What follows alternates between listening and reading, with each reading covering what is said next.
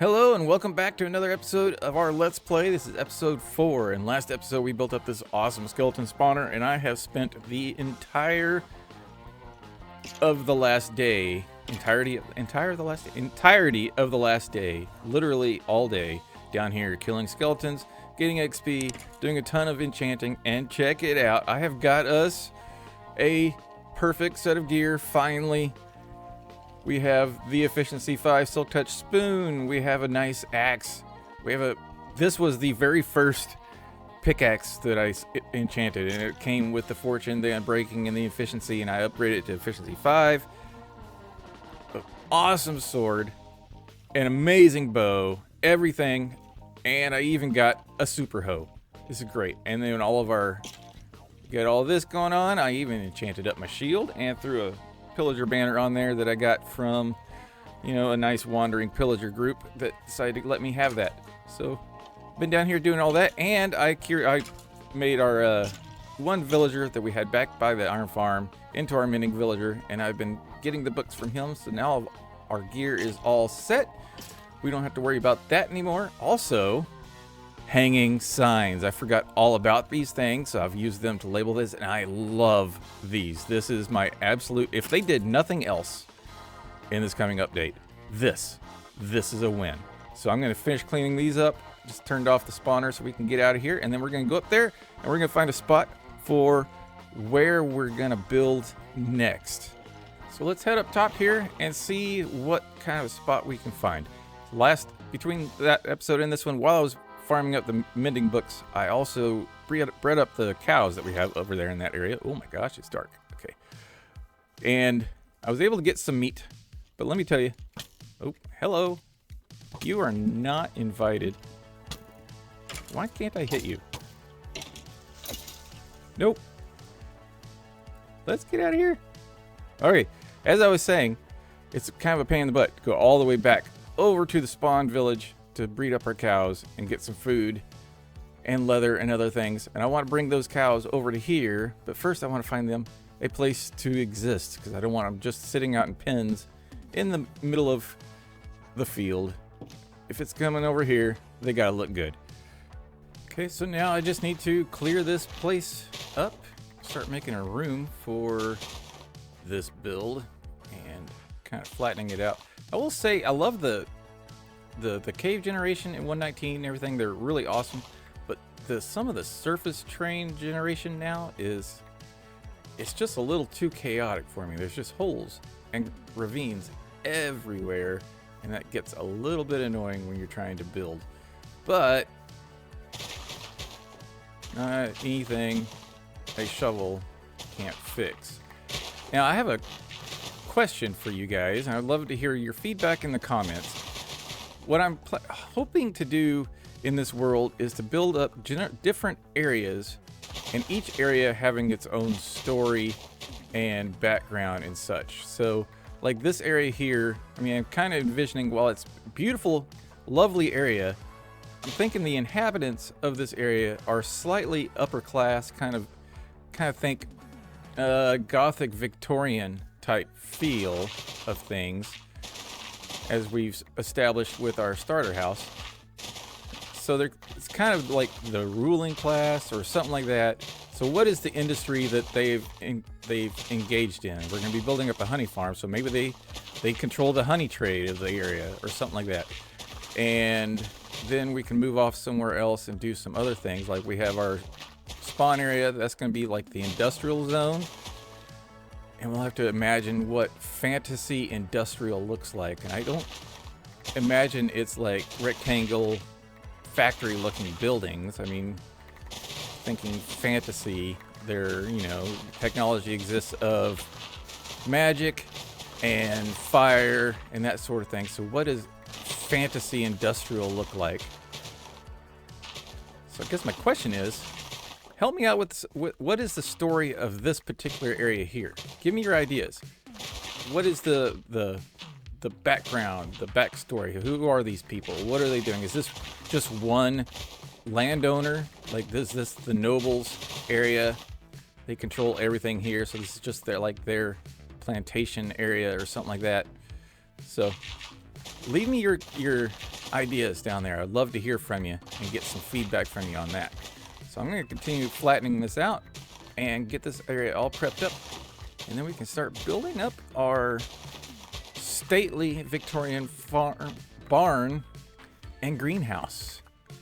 Right, and because I have this brain of a squirrel, I completely moved the area that I was going to build it in and moved it right over here. And I've flattened this out and I filled in a whole bunch of holes and crevices to give us a bit of a blank canvas to work with.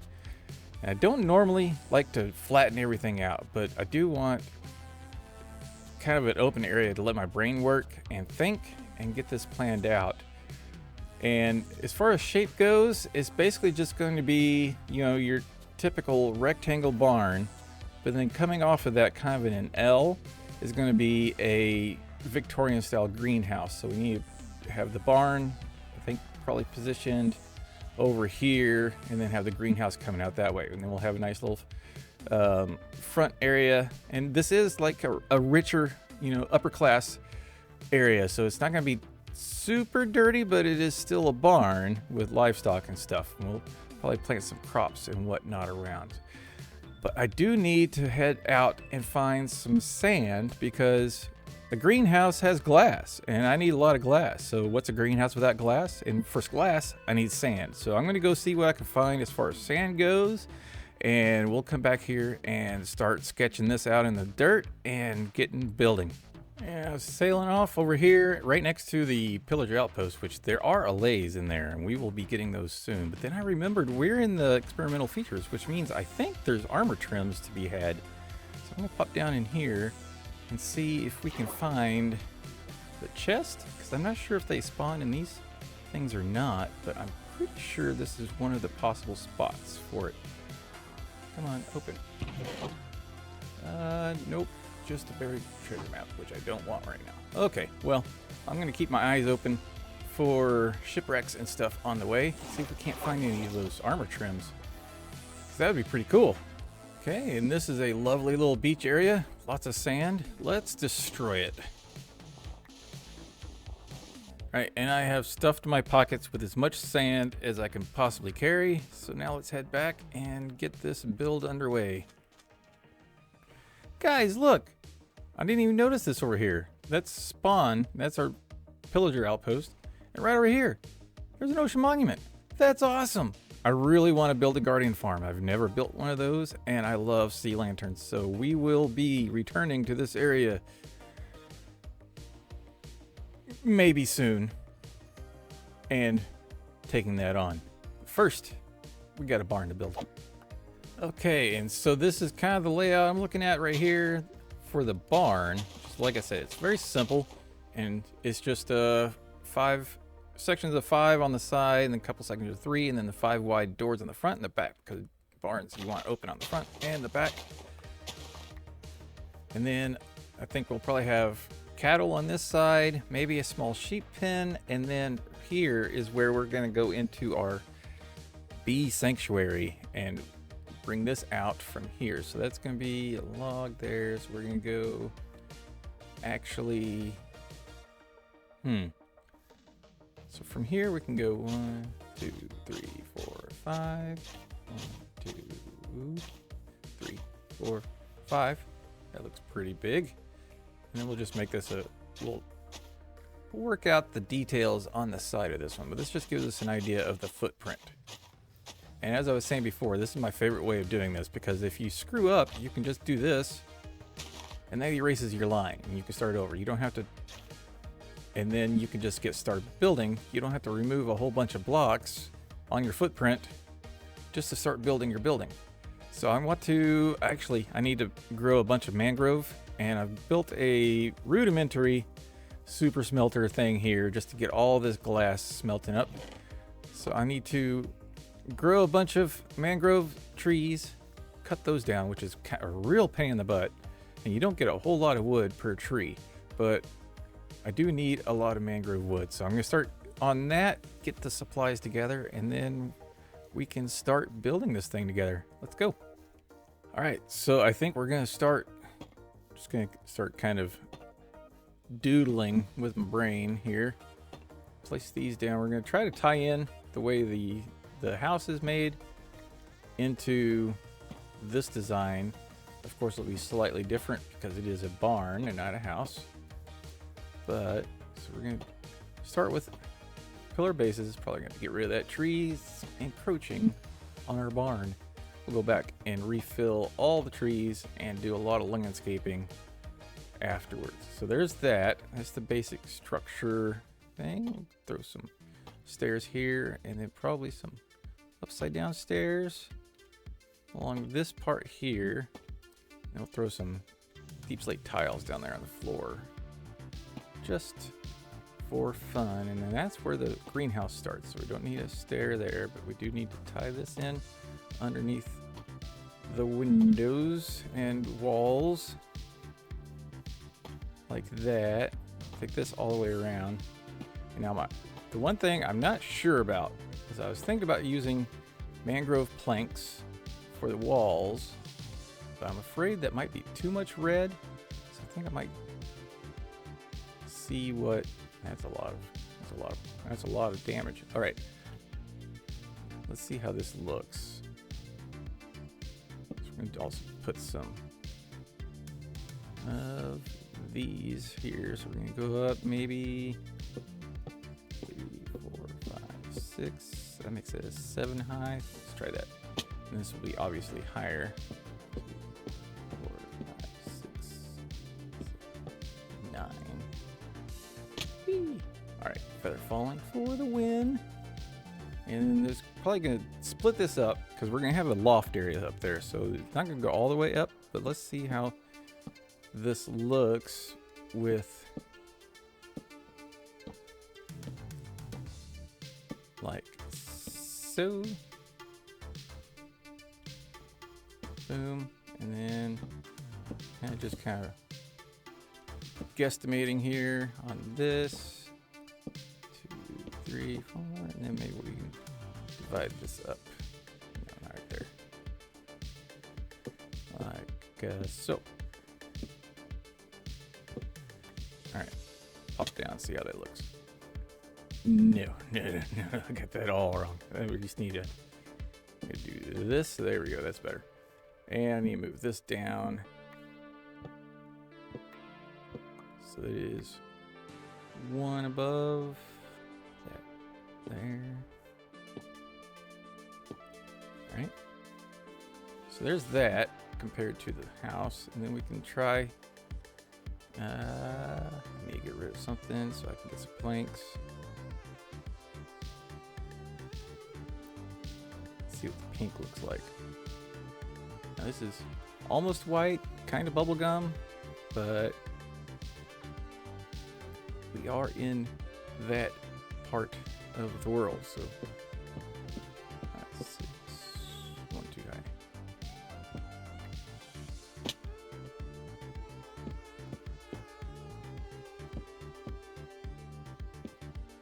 That's right. Anyway,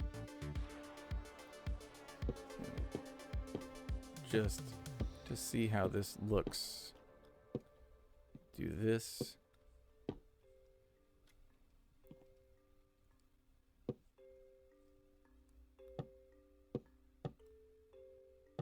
Like so. And then carry this across. Like so. And it might be too wide of a window. Stick with a little slit like that. See. All right, so pink or red? I think I'm going to go with the pink. Not gonna lie, I'm kind of liking that, and we can add in some mangrove accents with the red here and there. So I think that's what we're gonna do. All right, so we have a plan. Now it's just the time to execute it, and for that, I think probably just gonna pop straight into a time lapse. So I'll catch you guys on the other side.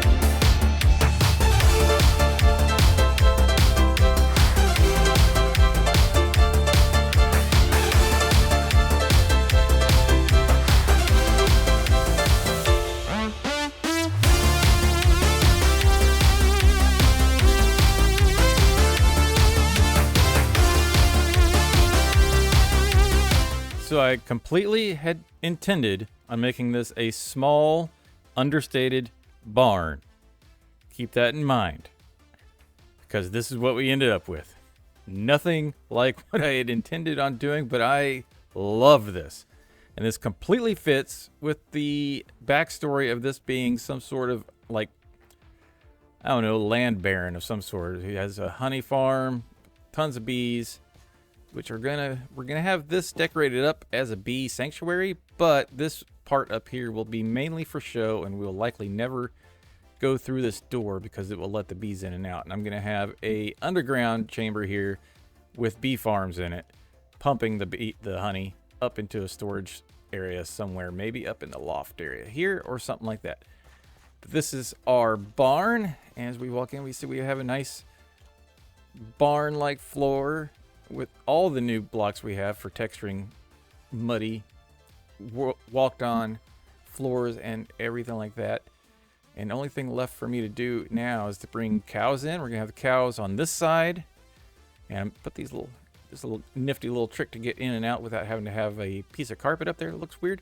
And this is where the I'm gonna have a few sheep in here just for aesthetics.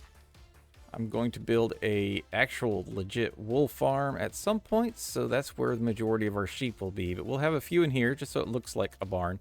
And then I want to go over to those plains over that way and find me a horse to put in there. That's what we got going on there. And then up here we have different loft storage areas. I already started kind of filling it in. I need to get a lot more wheat, and that's going to be between episodes. I plan to fill in all this land here, kind of sculpt it so it's going downhill without these giant holes in it, and turn this into a wheat field of some sort. But there are a couple things that I would like to finish up before we say goodbye. So there's the whole purpose. I'm not gonna lie to you. The one reason I built this barn is because I had an idea for a chicken coop. And in order to have a chicken coop, you need a barn. I mean, really, realistically. But here's my idea, and we're going to see how this goes. Now that we got some bamboo, I can make some of those. And then we're going to use a mixture of spruce and cherry trapdoors. We'll see which ones look best. We're going to go like this, this, and this. This, this, and this. All right, make a nice little roof. And then we can attach to the back here. All right, flip them up. Right. Put this here, flip that up. Now I think I have to take this off. So we can go like this and then like this. And remove that guy. Put a thing there, and then we're gonna put a nice little windowed spot right there. And how about right there? How's that look? Kind of like that. I like that a lot. Makes a nice looking little chicken coop. I wonder if we can knock this middle one out without destroying anything. There, that looks better. That's much better. I love it. I love it. It's exactly what I was hoping for. Now we just got to get some chickens in here. And these are mostly, again, going to be for show. Yeah, we got at least one. Can we get a second one? No. Okay, I'll start. Where'd you go, little dude? You stuck over here now? Come on. I know what to do. I know what to do. I don't have any. Did I put them in here? I did. Hey, man. Get out of there. Are you stuck? I think he's stuck. Well, I'm going to get some more chickens. Bring them in here. Maybe entice some from around here. Now, wish nether brick fence gates. Mojang. Why? We have the fence. Why not the gate? Get on it. Make it happen. But I think that's looking pretty good for right now. I'm going to work on this yard here. I'm going to build a road or a path connecting up the house to the barn and start really addressing the terraforming and beauty of this area, because it's starting to look a little bit ragged between the two builds. I'm really excited. Really excited about how this came out. But now I want to read you a comment that was left on the last video, and I think I'm going to start doing that between at the end of each video, or maybe at the beginning. I haven't really decided yet, but if you want your comment read, leave it down in the comments, and if I like it and I think it's something that needs to be addressed or answered, or it's just something I would like to incorporate in the world, go ahead and do that. And don't forget, we're looking for ideas for this world, so leave them down there. I'd love to hear from you guys. But this was from Cirrus. I'm not even gonna say your last name because I'm gonna butcher it.